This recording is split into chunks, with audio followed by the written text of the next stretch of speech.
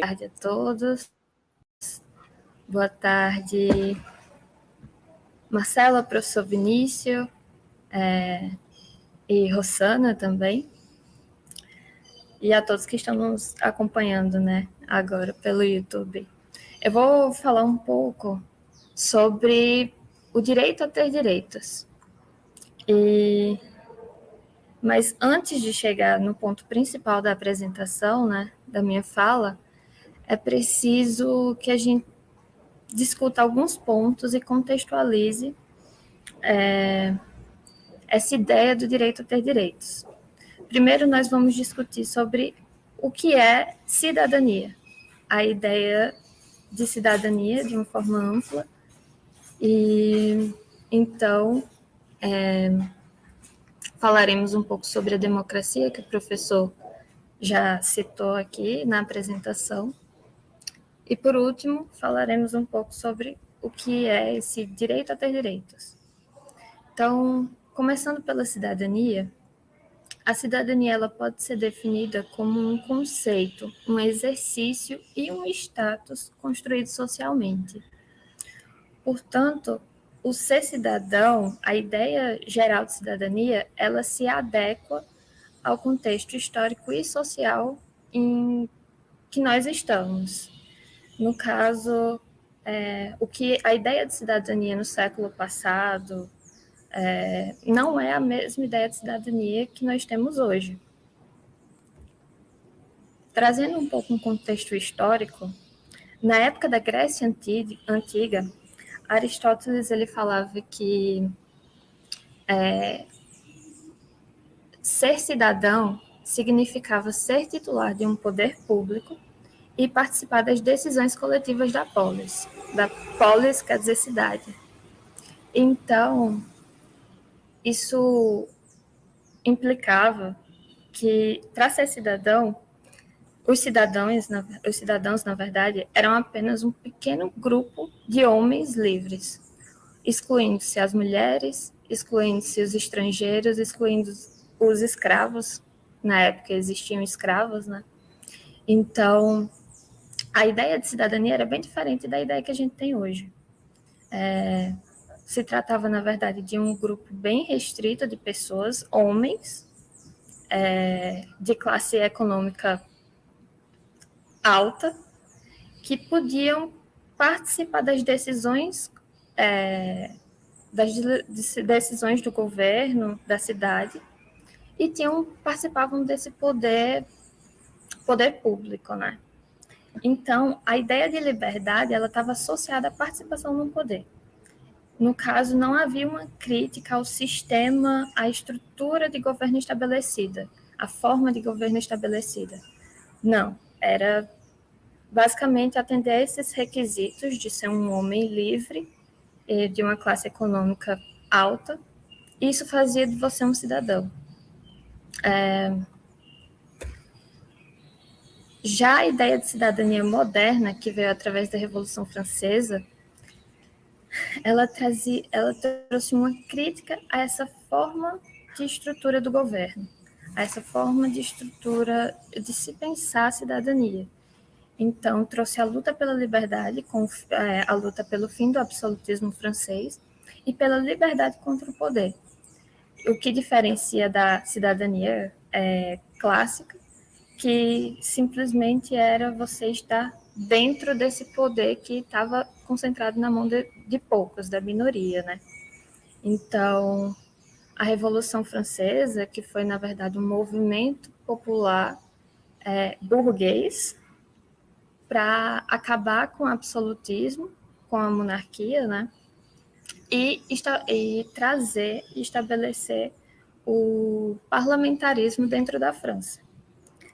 Uma das suas consequências foi a Declaração dos Direitos do Homem e do Cidadão, que é realmente uma referência assim, da ideia de direitos humanos que a gente conhece hoje, porque foi a partir dessa declaração que surgiu os direitos da primeira dimensão, que no caso são os direitos políticos, sociais e civis. E o que são esses direitos, né? São basicamente os direitos mínimos para se conviver harmonicamente numa comunidade, em sociedade. Então, além de acabar com a ideia de que a cidadania só era cidadão, só é cidadão os homens livres, como era estabelecido na Grécia Antiga, aqui trouxe a ideia de cidadania vinculada à ideia de nacionalidade. Ou seja, já se consideravam as outras pessoas como cidadão. As mulheres, apesar de não ter direito ao voto na época, devido à cultura e a todo o contexto histórico e social daquela época, elas eram também consideradas cidadãs, apesar de não ter todos esses direitos políticos assegurados. Porque, no caso, se trouxe a ideia de um pré-requisito, um dos mais essenciais, é justamente a ideia da nacionalidade. Quem nascia na França, no caso, falando da Revolução Francesa, seria cidadão. É importante lembrar também, assim, trazer, né, que a Revolução Francesa e essa ideia da cidadania como uma questão de nacionalidade mesmo, ela está intimamente ligada à ideia de democracia, principalmente por essa implementação do parlamentarismo depois da queda da Bastilha, né? Então, agora a gente vai entrar um pouco nesse tema da democracia, que também é essencial para entender o que é o direito a ter direitos. A democracia, eu acho que como a maioria, todos já sabem, é o governo do povo. O governo do povo para o povo. E ela tem 3 ideais essenciais, basilares, assim, para se estabelecer um sistema democrático, que é a ideia de liberdade, a ideia de povo e a ideia de parlamento. O primeiro, a ideia de liberdade, é bem polêmico, assim, falar sobre isso, porque quando a gente pensa em liberdade, a gente pensa em liberdade da forma mais ampla e absoluta possível. Então, a gente pensa em, assim, liberdade em todos os aspectos. Mas, para se estabelecer a liberdade, se garantir a liberdade dentro de uma sociedade, é preciso respeitar a liberdade das outras pessoas. Porque para conviver harmonicamente em sociedade, eu não posso ter uma liberdade ilimitada, senão eu vou estar interferindo na liberdade do outro. Então, a primeira coisa que a gente precisa pontuar é que a liberdade democrática, a liberdade da democracia, ela é diferente da liberdade da anarquia, que no caso é essa liberdade irrestrita.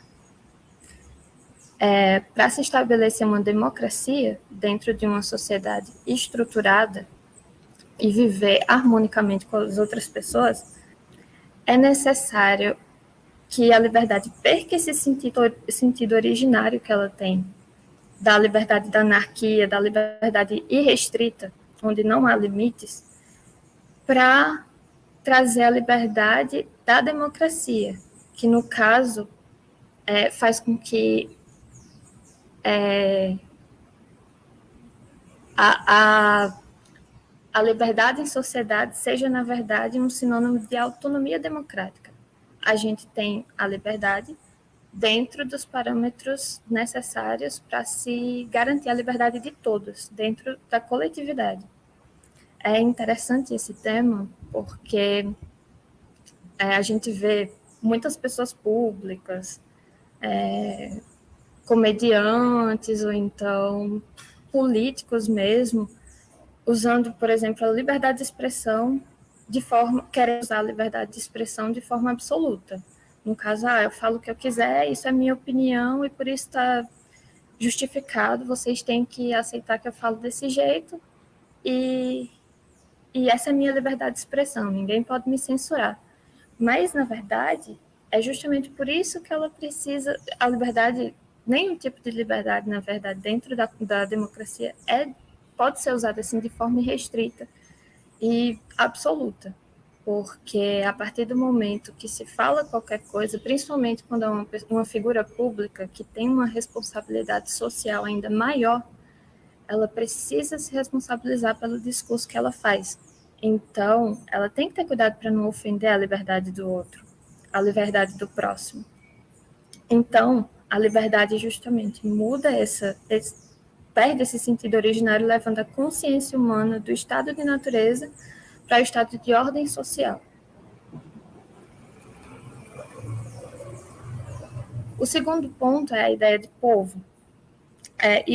A ideia de povo ela pode ser definida como uma pluralidade de indivíduos que constituem uma unidade. O povo ele é objeto e sujeito do poder. Então, essa ideia de governo do povo para o povo. O povo ele é o agente, ele toma as decisões, mas ele também é quem recebe e toma as decisões para ele, né? Sofre as consequências dessas decisões. Há dois tipos de povo, o povo passivo e o povo ativo. O povo passivo é justamente os que são submetidos a essa ordem estatal. No caso, o passivo ele é o objeto, é a ideia de objeto da ordem estatal, né? No caso, é quem é protegido pelas leis e que se submete, tem direitos e deveres perante o Estado. Já a ideia de povo ativo são os titulares de direitos políticos, ou seja, as pessoas que votam, que exercem o voto, por exemplo, é uma ideia de sujeito do poder. Ou seja, é um momento que a gente tem de exercer a cidadania de forma ampla, através do voto. E é interessante esse tipo de diferenciação, porque, por exemplo, se existisse só o tipo ativo, o povo ativo, as crianças, por exemplo, elas não poderiam ser consideradas cidadãs, porque elas não têm direito a voto, né? Então, quando se classifica em passivo e ativo, abarca todas as pessoas, porque nesse exemplo das crianças, mesmo que elas não possam votar, elas ainda assim têm seus direitos que devem ser protegidos e resguardados. Então, elas estão submetidas à ordem estatal, à vontade geral, porque as decisões que o povo ativo, que no caso são parlamentares, as pessoas que têm direito ao voto, elas exercem, vai ter um efeito para o povo ativo, o povo passivo, que, por exemplo, são as crianças, mas na verdade somos todos nós, porque é aquela coisa, o passivo são todas as pessoas, porque nós temos a garantia de direitos, e direitos que devem ser protegidos e garantidos pelo Estado, né, pela ordem estatal, mas ativos não são todos,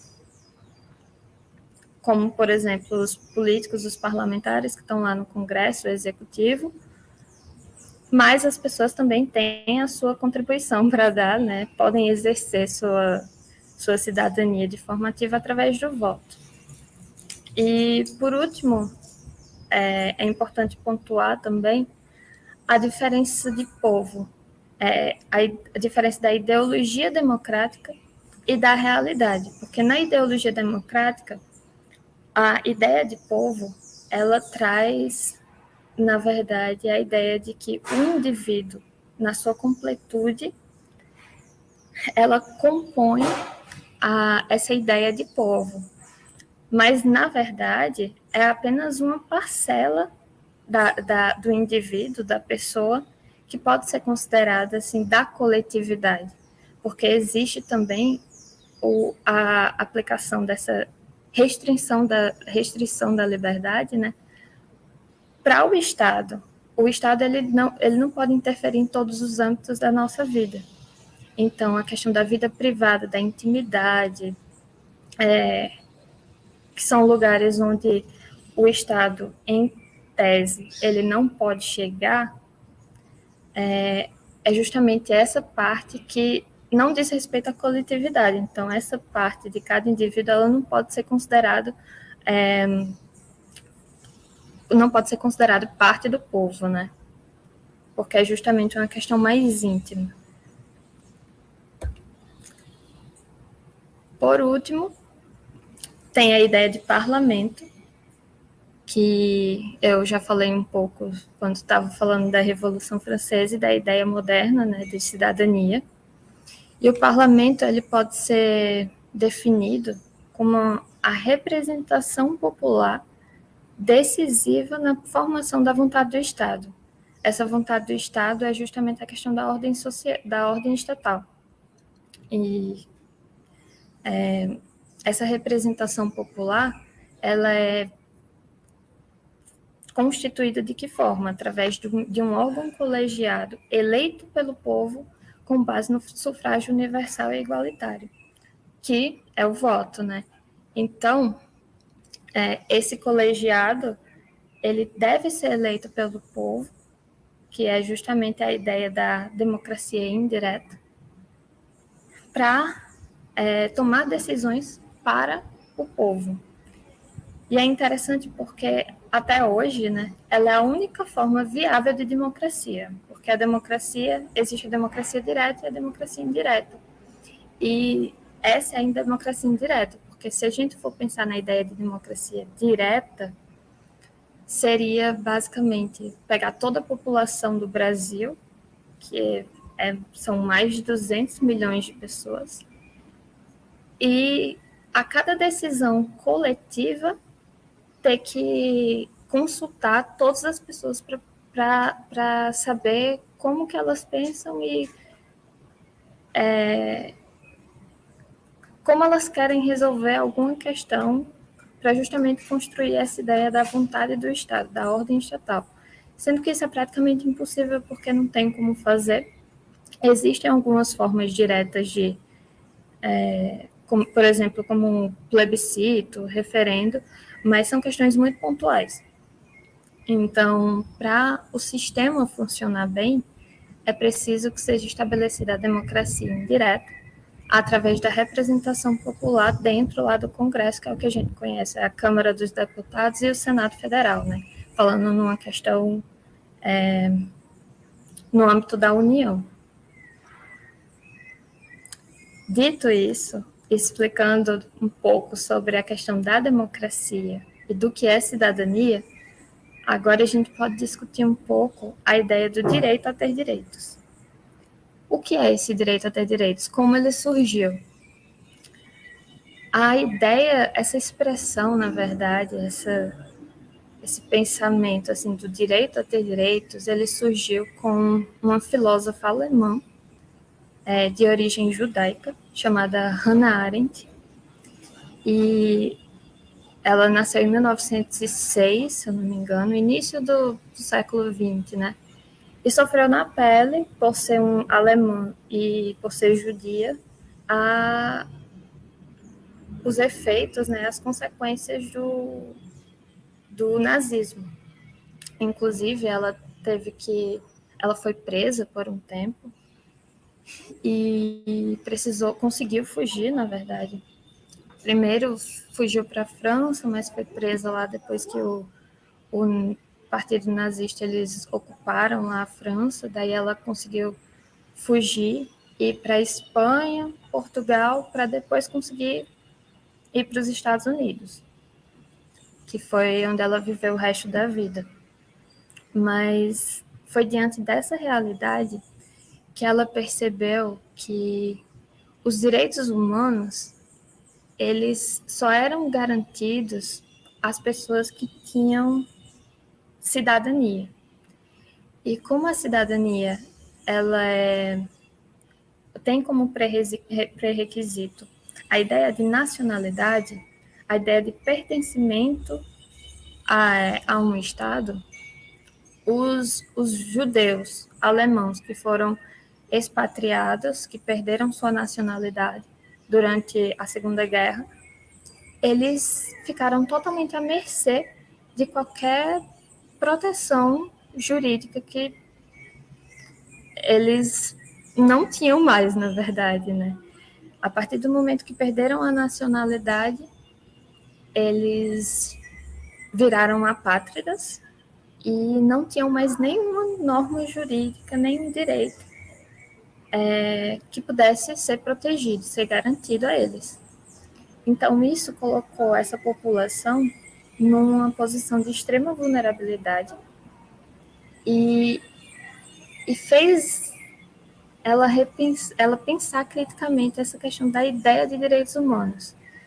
Eles são mesmo universais? Porque não tem como eles serem universais, não tem como eles chegarem a todas as pessoas se um dos pré-requisitos dele é você ter cidadania. E como pré-requisito da cidadania, você precisa ter uma nacionalidade. Então, essa ideia dos direitos humanos como direitos universais, na verdade, era uma falácia. E ela traz justamente essa questão do direito a ter direitos como uma tentativa de dar um mínimo de dignidade humana às pessoas aos apátridas, às pessoas que estão em alguma situação de vulnerabilidade, que não têm cidadania e não têm a proteção de qualquer Estado, né? Sendo assim, quando ela traz essa crítica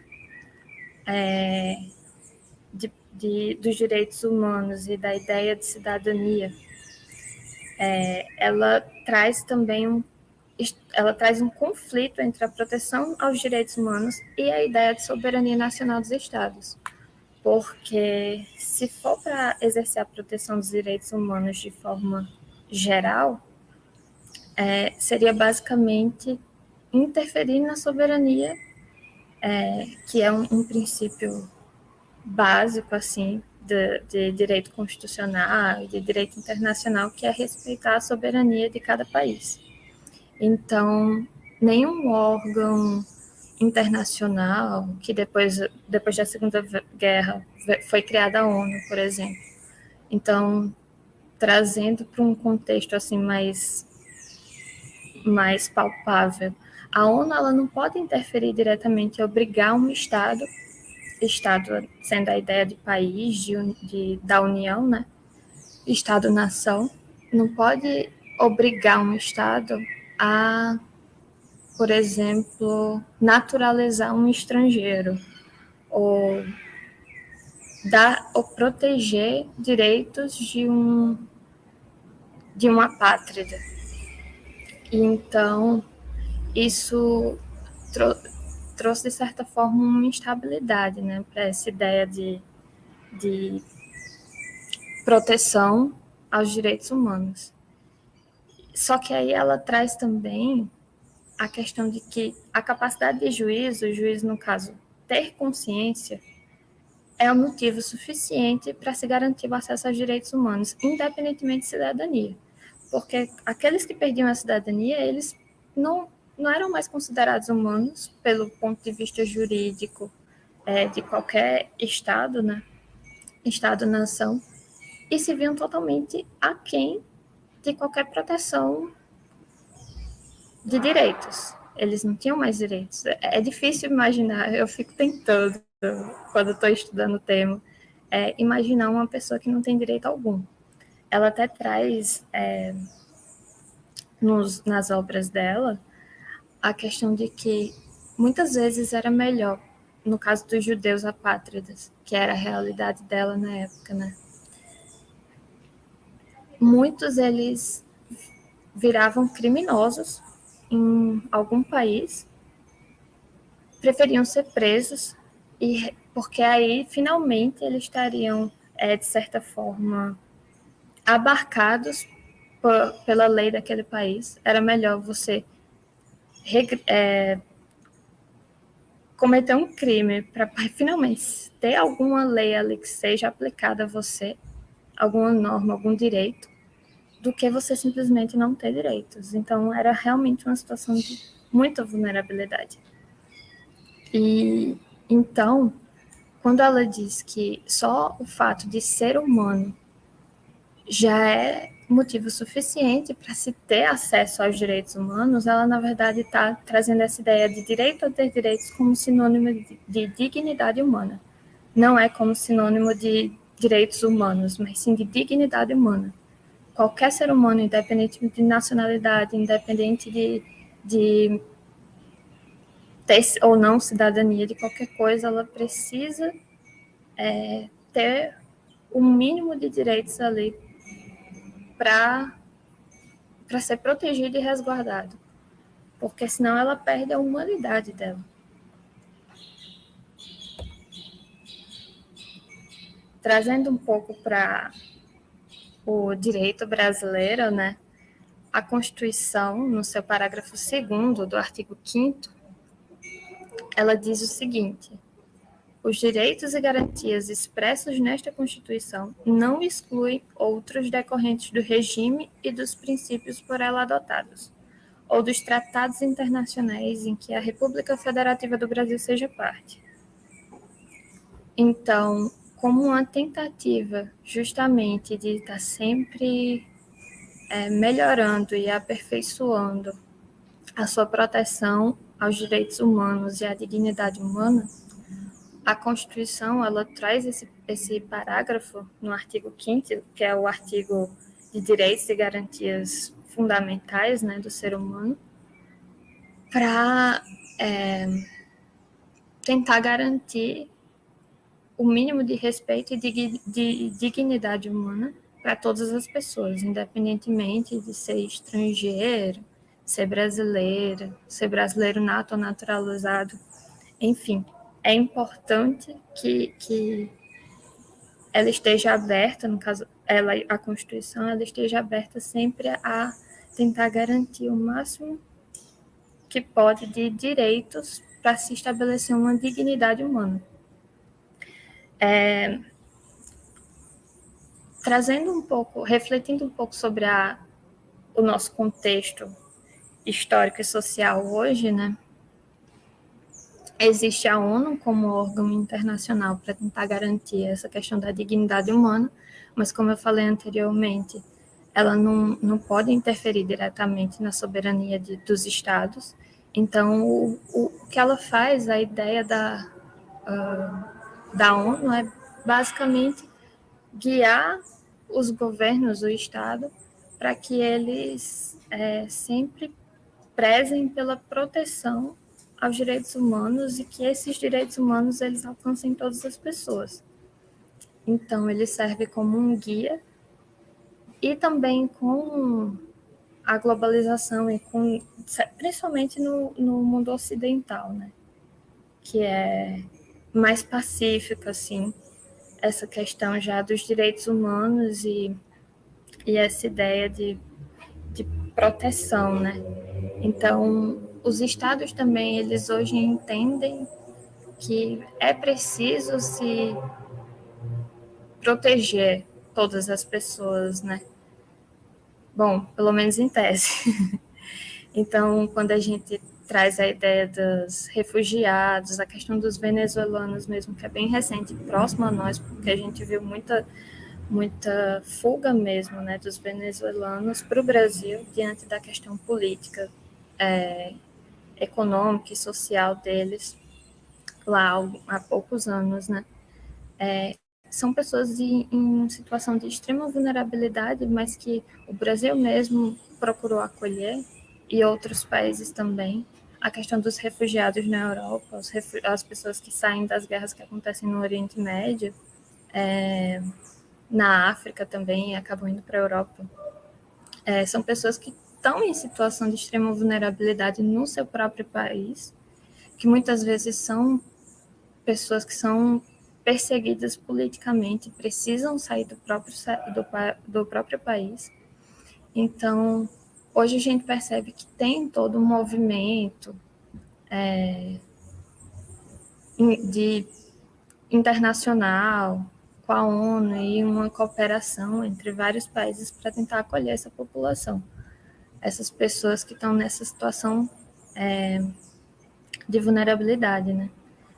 Mas quando se fala questão de guerra, como acontece na Ucrânia também, em outros países, né? Enfim, esses direitos eles não são realmente garantidos e de forma efetiva. Bom,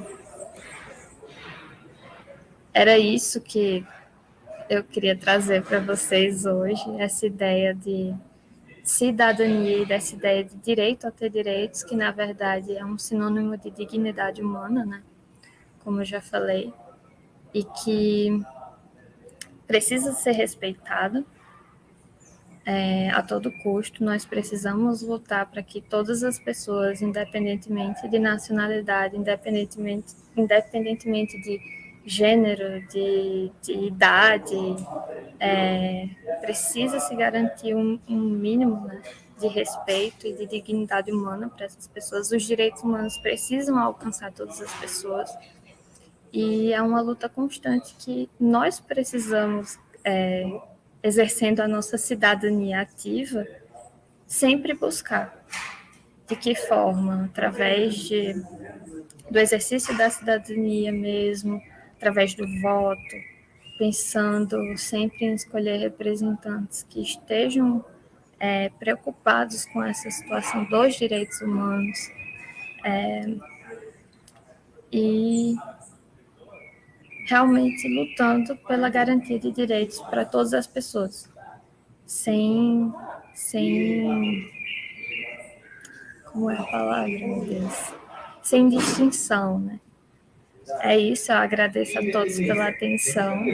Se tiverem alguma dúvida, vocês podem perguntar no chat e a Marcela acredito que vai repassar para a gente depois, né? Agradeço o convite.